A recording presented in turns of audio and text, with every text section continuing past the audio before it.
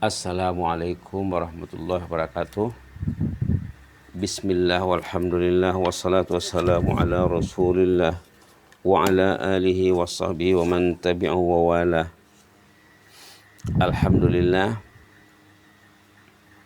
kita bersama halaqah yang ke-83 bersama tokoh yang kita agungkan, yang kita sanjung, Al-Fudail bin Iyad, ulama yang hidup di abad kedua Hijrah.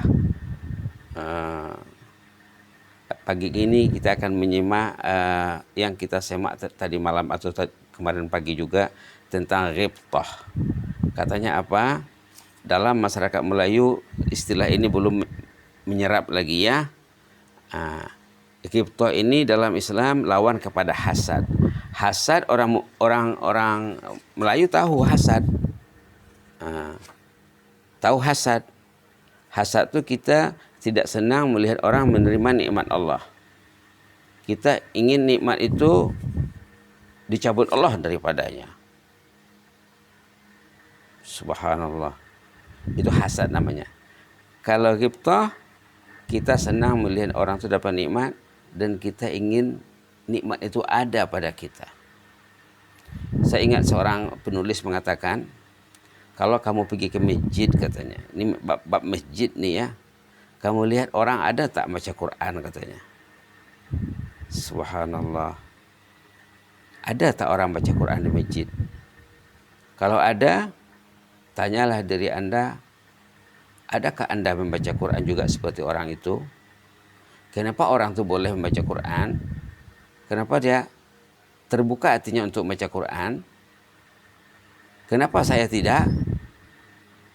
Lalu bila ada lintasan pikiran macam itu, oh, saya ingin membaca seperti dia. Saya ingin maju seperti dia juga. Subhanallah, itu ghibtah namanya. Jadi berarti kita karena melihat orang yang lebih baik dari kita. Kita karena belajar dengan orang-orang yang saleh. Untuk meraih ghibtah ini, ataupun kita membaca kisah orang yang saleh.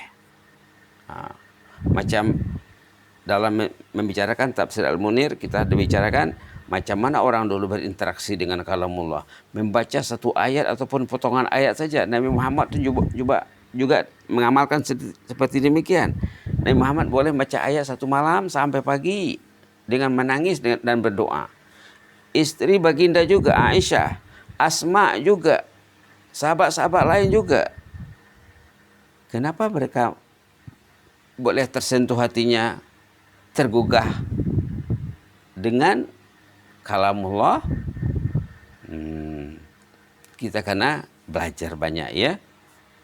Kita kena mendekati orang saleh, mendekati orang alim, mendengar cakapnya, melihat sejarahnya, membaca karyanya, untuk kita boleh mencontohi dan meniru. Bahkan di dalam Islam bukan saja ghibtah lagi, makan kita disuruh bersaing, fastabiqul khairat. Kita disuruh bersaing. Kita boleh lihat ayat-ayat yang menyuruh kita tuh bersaing. Sangat banyak sekali ya. Sangat banyak sekali ayat-ayat tentang persaingan. Inilah yang dibuat penekanan oleh Al-Fudail bin Iyad. Kita disuruh bersifat ghibtah, memiliki sifat ghibtah. Kita dalam hal keilmuan, dalam hal keagamaan, dalam hal keakhiratan, disuruh melihat ke atas orang yang lebih dari kita. Dalam hal keduniaan, kebendaan, disuruh melihat ke bawah orang yang kurang dari kita. Oh, saya lebih hebat dari dia lagi. Karena kita lihat orang yang kurang ya. Yang kita lihat orang yang lebih dari kita masalah keduniaan. Jangan pula kita lihat orang yang di bawah kita masalah keagamaan. Itu terbalik ya. Itu terbalik. Maka di sini Al-Fudail bin Iyad mengatakan sifat ghibtah itu bersaing secara positif. Itu adalah tanda orang itu beriman. Tanda orang itu beriman. Sementara sifat hasad, katanya, tanda orang itu ada penyakit di hatinya yang dikatakan penyakit nifak ataupun sifat munafik.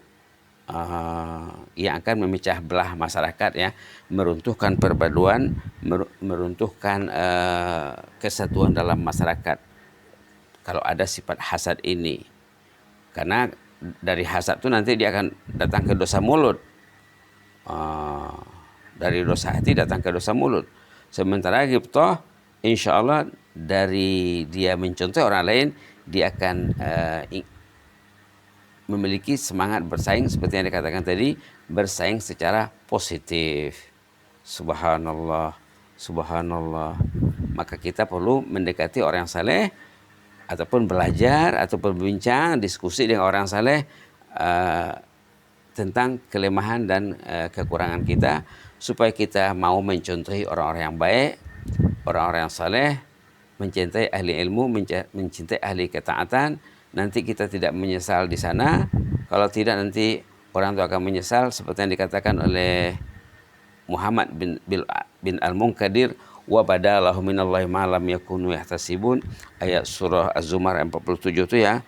Nanti mereka di sana menyesal karena melihat banyak realiti hari kiamat itu yang dia tidak pernah terlintas di dunia ini, karena tidak ada sifat ghibthah, tak mau mencontohi orang saleh, tak mau mendekati orang saleh.